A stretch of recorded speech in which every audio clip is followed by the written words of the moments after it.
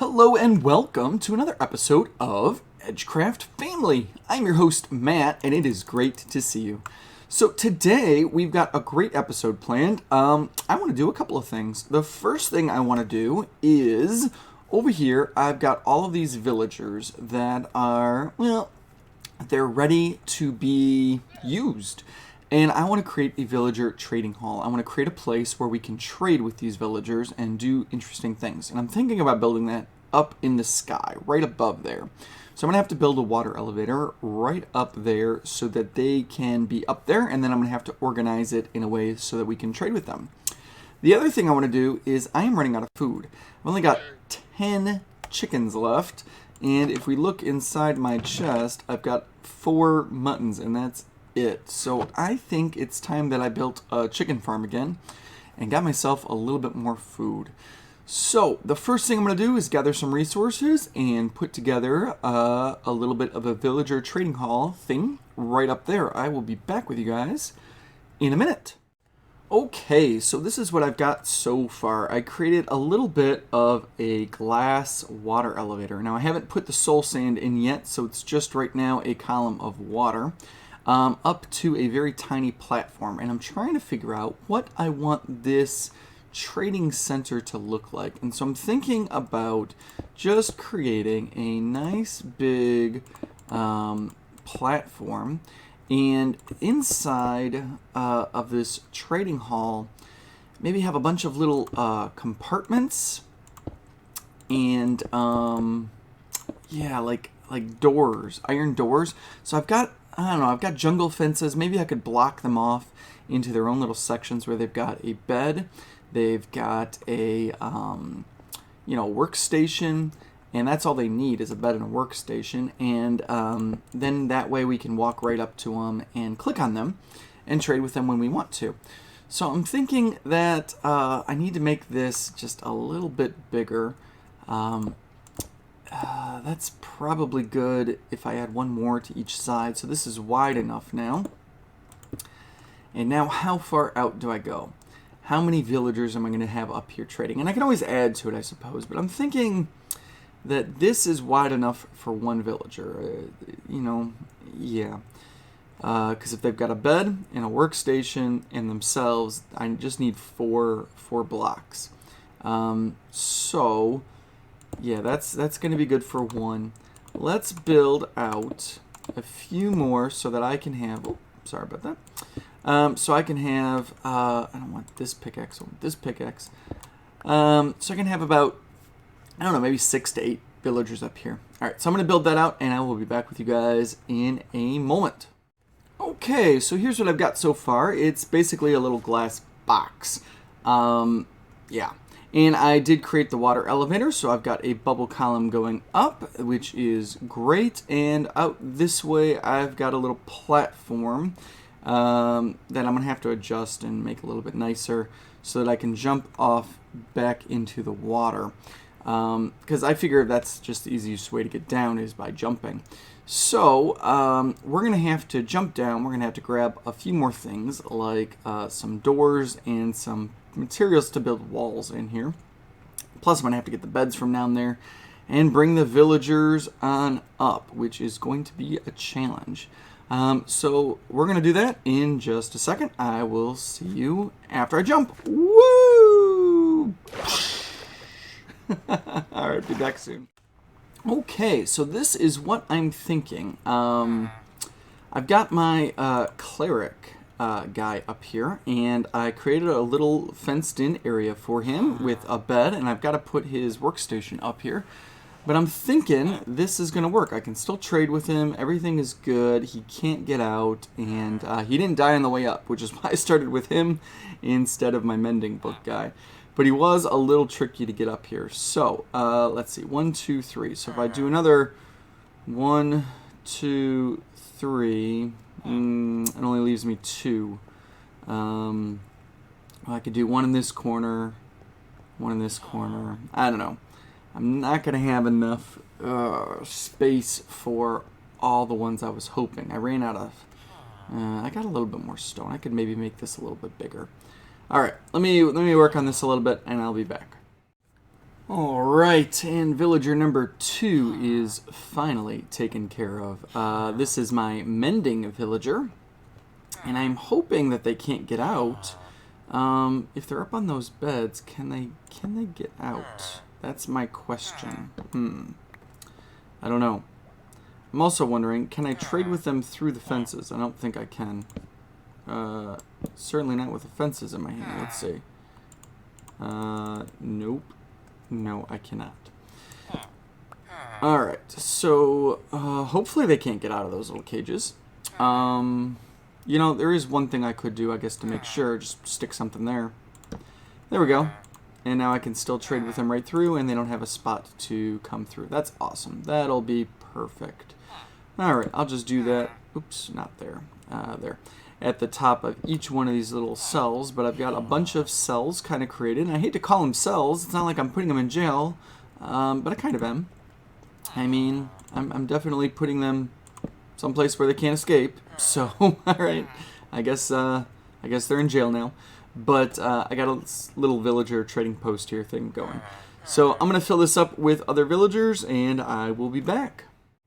Okay, and it looks like we are all set. So I've got my cleric, I've got my mending book guy. I put a fisherman in here because eventually he'll be able to trade me.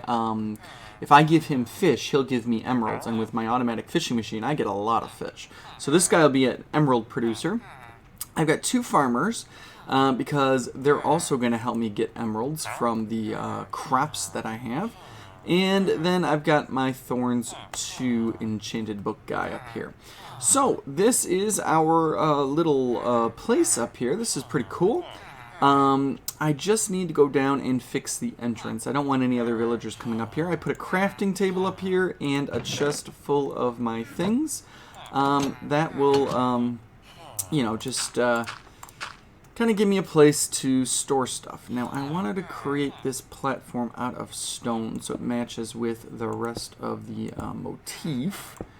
And I think that should be just fine. And so we'll jump and fall. And what I want to do is I want to make sure that none of these other villagers accidentally walk up here. See, look how they're already near this doorway. Oh, darn it. See, it's so easy to just get caught up there. Now, the good news is they don't do that on their own too much because they don't like going in the water. I had to push and push and push them to get in there. But I really just don't want them to push each other up in there. So if I can just get in here, please. Nope, see? I can't get in there without him just... There we go. Oh, did he just... Alright. Well, I'll just have to fix that in a minute. So what I want to do is I want to block this off like so. There we go. And like so. Oh, there we go. And you, buddy, I don't know what to do with you. I think... Oh, and there's an iron golem up here. I guess I'm not going to kill you because I don't feel like dying to this iron golem. Well, I guess you can just hang out up here for a little bit. Did that iron golem... Is that a second iron golem? Do I have 2 now? Oh my gosh, I guess I have 2. So that's a village up there, and this is a village down here. That is pretty interesting. Well, we'll block that off, and yeah, what I want to do is I want to create an entrance to my villager trading post from the back. I want this over here to be the entrance. So let's see, if I put some stone there and there and there. That's a little platform. And then I can break this glass and this glass. And I don't want it to look like that. Alright, let's see. Break that. And put that there. There. Now this should flow down. Good. And now I can put that there. And now I've got myself a little entrance. And so I should, and I want this platform to be a little bit bigger, a little bit easier to stand on. I should be able to just walk right in. Yep, and go right up. Beautiful. And I've got an iron golem up here to protect my guys, and an extra villager, apparently. Okay, so that is... Oh, a little tricky to get up these iron doors. That is our villager trading post successfully completed. And I've still got lots of villagers down here in case I need more. And they're not going to continue making babies because I stole a bunch of their beds to put them up there. So these guys are all done. And yeah, who knows? Maybe we'll have another raid soon. But next up, chicken farm. I'll be back with you in just a second. Okay, so I've got some chests and a hopper, which is all you really need to make an automatic chicken farm kind of deal. The question is, where do I want to build this thing? Because last time I built it in my base, and that can be annoying. Oh, by the way, I have a cat now. Hi, Mr. Cat. Yeah, he just showed up around my base. Yeah, meow. With these villagers. He just kind of appeared, and so I fed him a fish, and now he's my cat. And he just hangs out, yep, right there. So that's kind of cool. Okay, now, chicken farm. I'm wondering if I should put it out there by my other farm, or if I should put it in there. I'm worried about lag, because chickens cause a lot of that. So I'm thinking right over there is probably best. Yeah. All right, let's, that's going to be, I have to have some building blocks, because I'm building on the water. Alright, we'll just make this thing... Do I want to make it out of dirt? Or do I want to make it out of stone? Let's make it out of stone. Alright, let's do this. Stone brick. And, let's go. I'll be, let's do this in a super fast time mode. I mean, we might as well.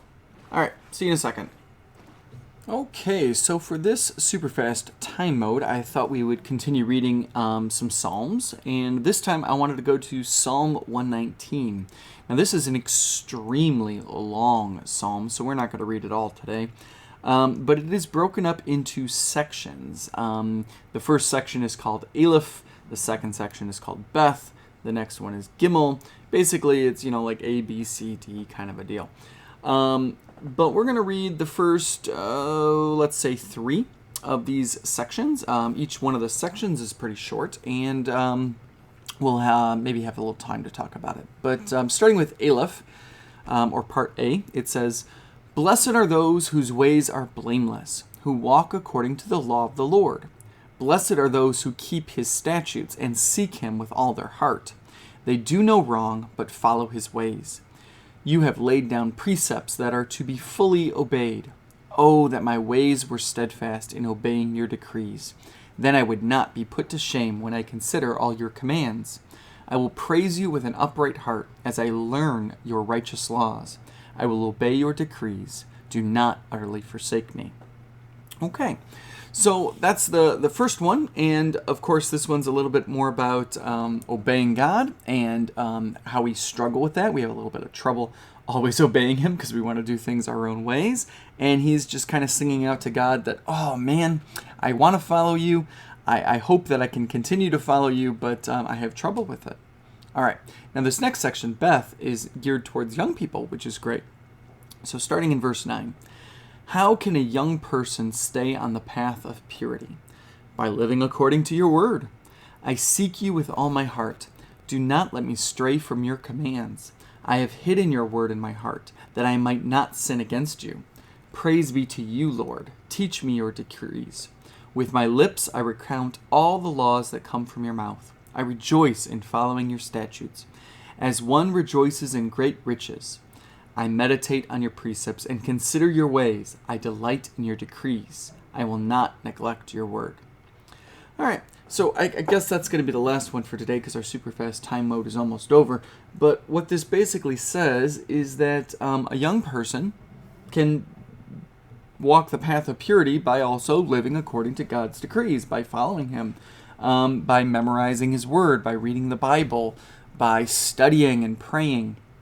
And, that's the same thing I kind of said in the first section. We need to obey. We need to follow God, and our lives are going to be so much better for it. But let's get back to Minecraft and see where we're at. Okay, so other than a stowaway chicken, oops, drop my axe. Give me back my axe. Give me back my axe. All right, thanks. That was fairly successful. It took a little while to throw all those eggs. Glad I did it in a super fast time mode. It's like a machine gun. But that should be set. Now I just have to reorganize my inventory here a little bit. No, that's not how I want things. There we go. But, yeah, pretty successful episode, if I say so myself. I mean, my goodness, we built a villager trading post, which is awesome, up in the sky. Nice little water elevator up there. We built a chicken farm. Off camera, I harvested a whole bunch of crops, and I started trading with those villagers, and I got a bunch of emeralds, and, yeah. And, oh yeah, we got a cat. Hi, Mr. Cat. How you doing? Yep. I wonder if I have any fish to feed the cat. Yep, there's a fish. Let me feed the cat with the fish. Ready? Aw, he's so happy. Okay. So, anyway, I think that's going to be it for today's episode. So, I hope you enjoyed it, and I know I did. And I will talk to you guys next time. All right. See you later. God bless. Bye.